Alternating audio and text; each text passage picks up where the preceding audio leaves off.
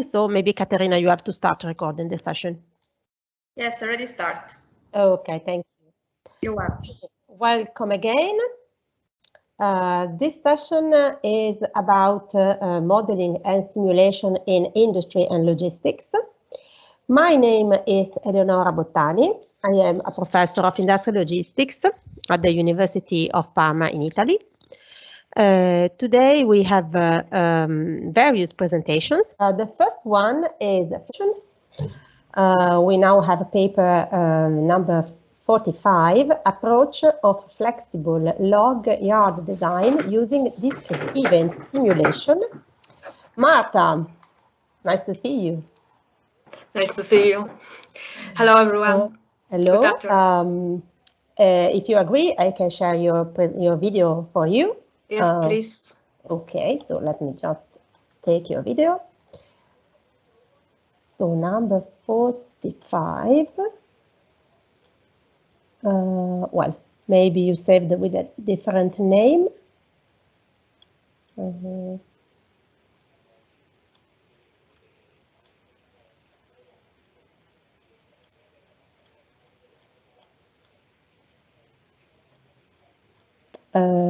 45. That's your video. Perfect. Okay. Hello. Just a second. My name is Marta Trzcianowska. I'm a research professional at University Laval in Quebec, Canada. And today I'll present you the last part of my PhD thesis finished last year, which is the approach of flexible log yard design using discrete event simulation. In my PhD project, I work on log yard design and operation. Why on the log yard? Because of their multiple roles, depending on their position in the supply chain, log yards can serve as reloading point to transport the logs for the long distances, that's the satellite yards, log sorting and pre-processing, and storage and direct mill feeding, that's the mill yard. Moreover, they are often at the coupling point in separating the raw material flow from forecast-driven production to customer order-driven production. In order to fulfill these roles, they require significant capital investment, as well they generate operational expenses. On the other hand, they can contribute to value creation if it's well integrated within the supply chain by pre-processing, sorting, and trading of raw material within mills. This cost and the potential gain of raw material value creation depends mostly on wood supply context. For example, slashing or sorting can be accomplished at first in the woodyard or at the mill deck. This decision influences woodyard activities and their design, but how to evaluate if their design and operation are efficient? This assessment seems quite complex because of many factors influencing the log yard design and operation. To mention a few, localization and neighborhood imposes environmental limits, emission level, discharge condition, and available to extension area. Access to the forest road will determine track loads. All these factors determine the design and influence the operation. The performance of log yard operation is closely related to design, and we can as well question our design efficiency based on operational performance level, such as long distance traversed by equipment to feed the mill, equipment cross flows, or new space. And what if the design might be reconsidered based on these outcomes? How it should be done? Moreover, in Canada, as in other Nordic countries, we must consider the seasonality of wood supply in the big picture of influencing factors.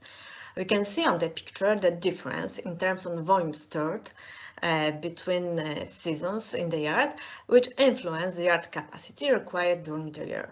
In Quebec, generally, we can distinguish three seasons. The first one, accumulation seasons, is the winter season with a lot of inventories, and the log deliveries are greater than the mill consumption, so the log yard operates at full capacity. The second one, inventory rundown season, in spring thaw period when the transport is stopped. So the stock in the yard are used to keep the mill in operation. And the third one, equilibrium season, when the delivery volume corresponds to the mill demand. The trucks can unload at the mill deck, and there is a low inventory level. The yard's capacity, the equipment, personal area, is highly influenced by this seasonality, and we must incorporate this factor in log yard design consideration. In our research, we found 2 design guides that were published in the 80s. But in fact, in our context, we cannot apply these methods because of seasonality of food supply. If you choose even one decision of strategic importance in log yard design planning, the equipment capacity, it cannot be perfectly adapted to each season variation. It must be made on volume estimation of high or low season, with several considerations on how to manage the equipment over or under capacity during the year. Neither Sinclair, Welber nor Hampton address that important issue. Their methods are best applied in stable wood supply settings. So there is a gap in research for a method to design a log yard considering the seasonal wood supply variation. That's why we decided to work on log yard design and operation. And now I'll present to you the objective of our research, the log yard design methods, including fixed and flexible decision, the application of our methods using discrete-event simulation, the performance evaluation results. I will end with conclusion. As I said, the existing log yard design methods are best applied in a stable wood supply setting, so we aim to extend one of existing methods, the Hampton's approach, with the steps for flexible log yard design, adaptive to seasonal supply variation. Why Hampton's method? In fact, in our opinion, this is the most structured of existing methods. And the revision emphasizes 2 elements. The first one, in the gray frame, it's an adaptation of design during the year under the seasonal supply condition. This incorporates determining of transition triggers between seasons and proposing design alternatives to use the yard more efficiently during the year. The operational year will be divided into periods defined in number of weeks with the same distribution of operation within each period. The global design will consist of a series of suitable plans proposed for each period. And the second one, in a green frame, an improvement of performance evaluation step, which will be carried out at the operational level, since these results anticipate the performance of strategic decisions. It will be performed by means of discrete-event simulation, which allows to assess performance in dynamic environments, such as supply chains. Hampton's method considers only the fixed decision of the strategic level in log yard design, and our adaptation incorporates the flexible decision design process. For example, assigning sort to storage areas or sharing capacity between storage areas. As you can see in the figure, for a given season, several sets of fixed decision can be developed, to which several sets of flexible decision can be associated.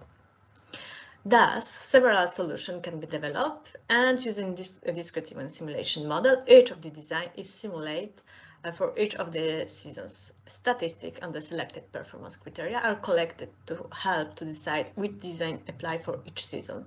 The methods can be applied to the entire site, only for the log yard, or the specific area, storage area, sorting area, as the review of current solution, or the plan for the new establishment. In order to illustrate the application of our method, we took the real case on existing log yard of a medium-sized softwood sawmill located in eastern Quebec in Canada. The scope of the design was limited to assessing the flexible seasonal decision, the number of pieces of handling equipment. Since the log yard has only one assortment, and the problem of allocating products according to the seasons has not been addressed, we have developed 9 scenarios to evaluate 3 configurations in terms of number of handling equipment for the 3 seasons of operations. The model was developed with the software Simio and accounts for 2 main groups of activities, track arrivals and their sequences, and mobile equipment activities. The modeling of track arrivals was performed separately for each route origin because of different arrival rate. The sequences of unloading were assigned in order to reduce the distance of intra-yard transport from the storage areas. And the sequence model for each type of mobile equipment replicates the behavior of loader operators. The main task for loaders is to ensure that the mill does not run out of logs. If the mill deck is full and there is a waiting truck to unload, the loader proceeds to unload. The machines are assigned to particular storage zones, but they can move in the yard if necessary. And the trucks are loaded according to their arrival time, first in, first out. If the mill deck is full and there are no trucks on load, the loader approaches log to storage area near the mill deck according to the wood freshness management. 50 replications were performed for each scenario. We proposed 3 performance indicators, the track cycle time, the distance traveled by mobile equipment, and equipment utilization rate. These indicators encompass the internal efficiency of the log yard and can be transferred to financial measures at the operational level. Based on the result, we can quickly decide which configuration cannot be applied for the particular season. In our case, there was the effort design in the first season. For the rest, it will be necessary to consider the mill strategy to make a decision. For example, the mill with the high level of stored volume will aim to minimize the distance. The final decision of the weight to each indicator must be determined by the log yard manager. In addition, several non-quantifiable criteria will influence the final choice, such as financial and technical feasibility, the potential of yard expansion and its cost, and the ability to adapt to changes in proposed solutions. As for the conclusion, the improved method also encompasses the flexible decisions which have not been addressed before in log yard design method, and the flexible decision allow the log yard to be adapted to seasonal supply variation with the capacity adjustment.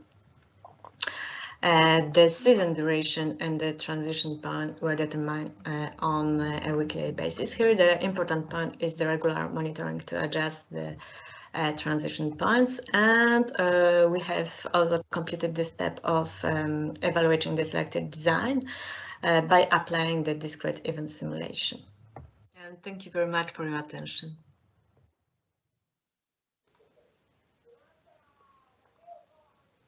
Okay, Marta, thank you for this virtual presentation, and thank you also for joining us from Canada. Welcome. Which is not so easy, I guess. Okay, so if there are comments or questions about the paper, we have some minutes to discuss.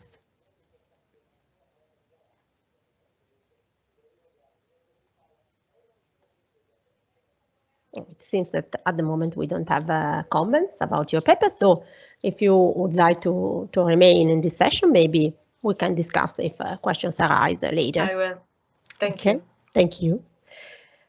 We can now go on with the paper number Event Simulation in Logistics, a critical review and framework for classification. Let me just take my video.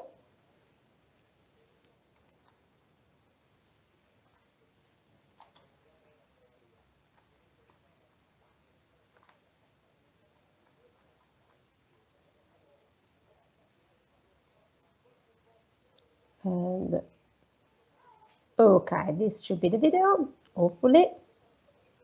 Yes.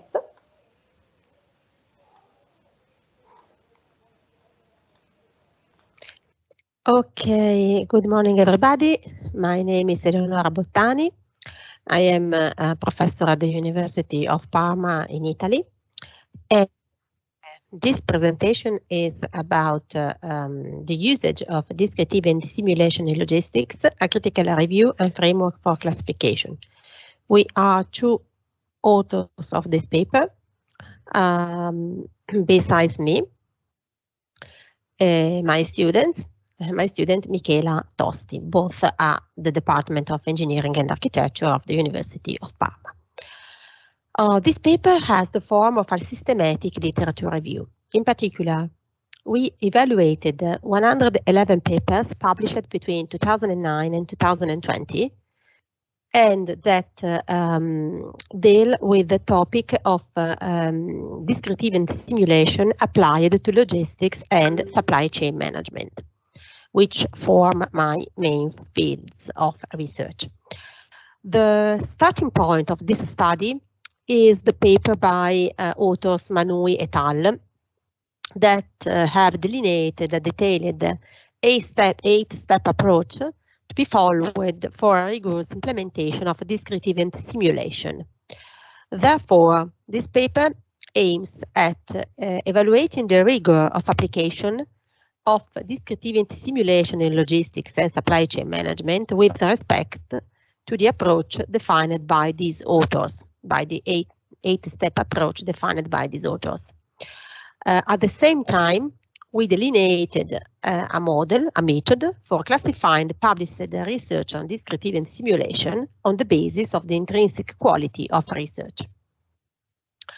The background of this study is that simulation has been widely used in logistics and supply chain management literature, and this made it necessary to have a guide for defining the correct application of this method in that area of research. An important simulation technique in particular is discrete-event simulation that grounds on the assumption that a system can be described as a sequence of discrete events that occur at different time intervals and can change the state of the system itself. A guideline for applying discrete-event simulation in logistics has been proposed by Manui et al. In 2009. Therefore, this paper evaluates, using the approach of the systematic literature review, the current state-of-the-art of simulation usage in logistics and supply chain management, and tries in particular to answer the following research questions. The first one is about the rigor of application of discrete-event simulation in logistics with respect to the publication of the guideline by Manui et al. The second one is about the possibility of rating research on discrete-event simulation by quality. The sample of papers used in our study was created using two sets of keywords. The first set about the application context, therefore including words such as supply chain or logistics. The second one about the technique used, therefore containing words such as simulation model, simulation, discrete-event simulation, system dynamics, agent-based simulation. By combining this set of keywords and using Scopus as the database, we found 174 results that were obtained set in the publication language in English, the paper type as international journal paper, either article or review, and the publication time span from 2009 to 2020. This set of papers was screened for appropriateness, meaning that the papers should actually describe an implementation of discrete-event simulation in logistics, and therefore 111 studies were retained as the final sample. About the analysis made, a first set of analysis is descriptive in nature and deals with the highlighting the trend of the papers in terms of time, top journals, and most prominent authors in the field of discrete-event simulation. Then we classified the authors.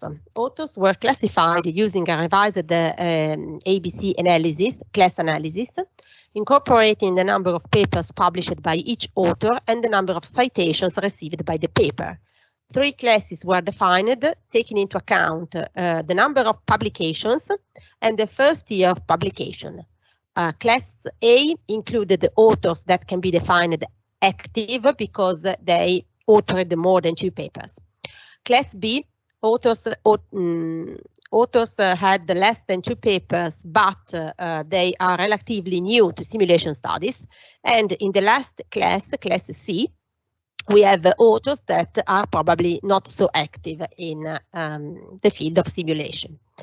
The same classification was repeated, taking into account the average number of citations per year.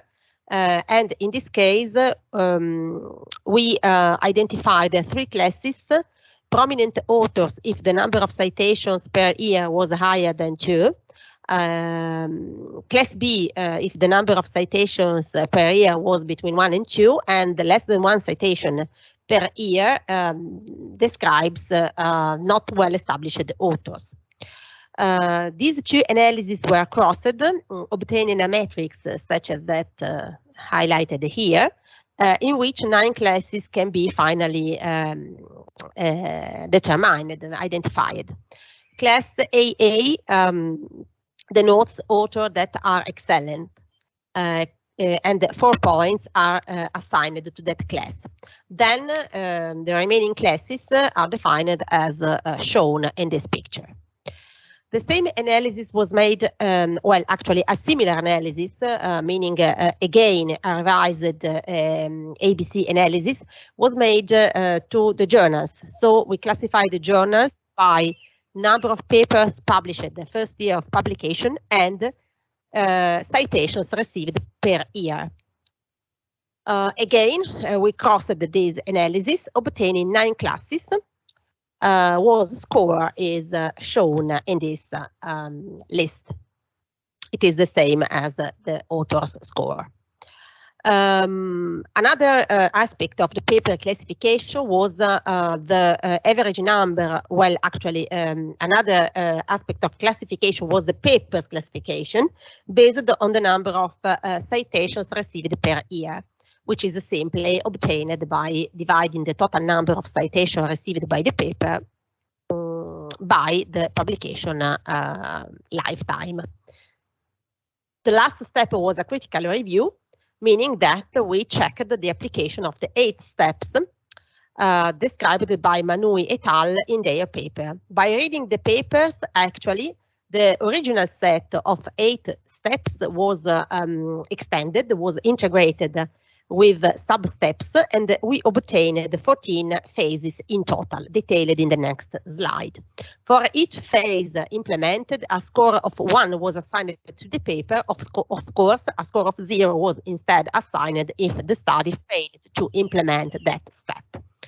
Papers were then ranked on the basis of the resulting score as follows.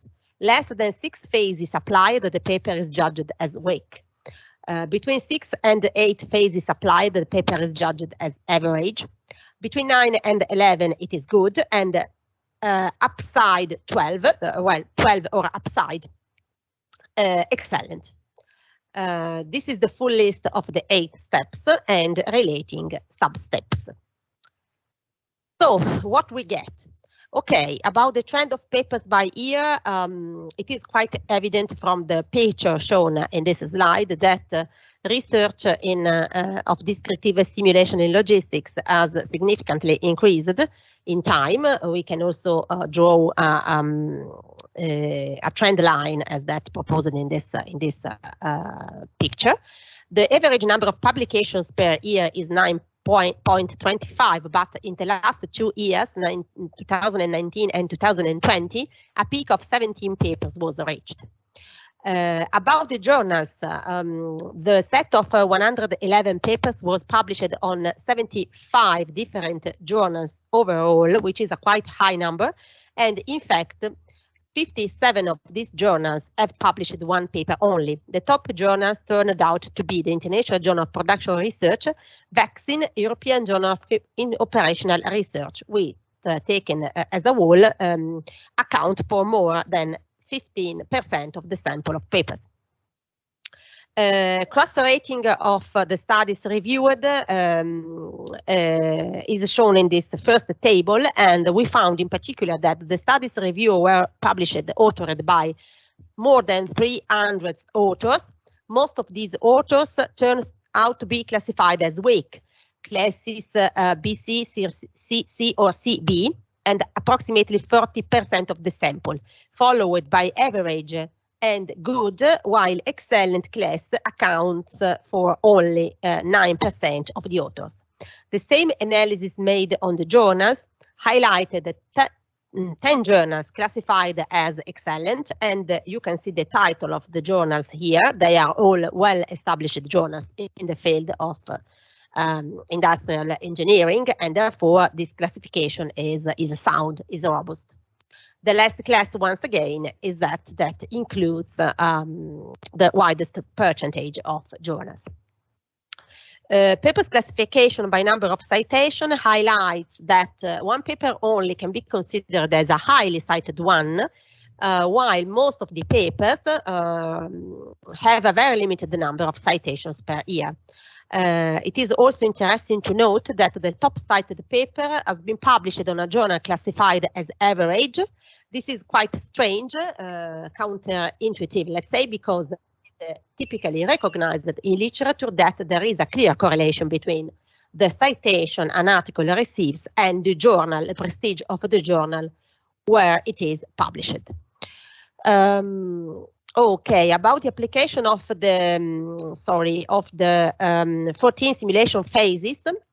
This is an extract of what we get, and as you can see, we assigned a score, okay, of 1 if the phase was applied, 0 otherwise. We found overall that 19 papers can be classified as excellent. The most numerous class is the good one. Therefore, we tried to answer the following questions. First one, do the authors apply all the phases to the same extent? Well, actually, no, because some steps, for example, steps 1, 2, and 4, were almost always applied by authors, but other steps, for example, 3.2 or 7.1, are almost neglected in the studies reviewed. Another aspect, have the authors become more rigorous during the years? To answer this question, we evaluated the distribution of the paper classes by total score in time, and again the answer is not, because there is not a particular trend of the quality of paper as a function of the publication year. Papers, for example, classified as good or excellent are almost equally distributed across all the years of the time span. Third question, are rigorous studies published on top quality journals? This is quite reasonable to expect because a top quality journal is more likely to publish a sound research paper. And in this case, the answer is yes, because we crossed the total score of the paper with, therefore, the classes of the papers with the prestige of the journal. And in fact, there are journals that published only goods or goods and excellent papers. Results can also be synthesized in matrices in which we cross the classification of authors by the ABC cross analysis and the scores of each paper published. The same for the journal classification by ABC cross analysis, and again the citation of a paper received by a paper. And this is almost all. The strong points of this study include the comprehensive evaluation of the literature relating to the usage of simulation in logistics and supply chain management, the proposal of numerous classification methods, the detailed analysis and refinement of the approach by Manui and co-workers. We found that probably the structured framework by Manui and the co-worker has not yet been taken as a reference in logistics literature, but it is expected that the present study will be the basis for further applications of this approach.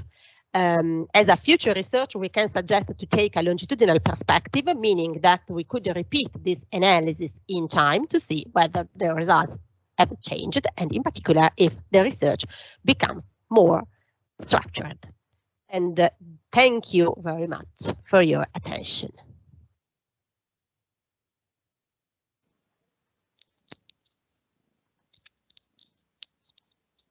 Okay, and thank you too.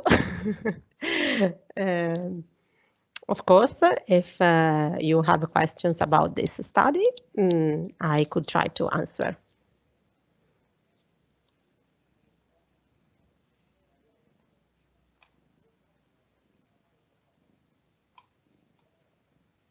I don't see questions, so this was the last presentation of this session. I thank you all for attending this session of the conference. I thank you also presenters that joined us from foreign countries, so probably there are also problems about the local time or something like that. And I hope you enjoyed this session, and I also hope that you enjoyed the whole conference, although in a virtual mode. Thank you again for your participation. Thank you. Thank you. Thank you.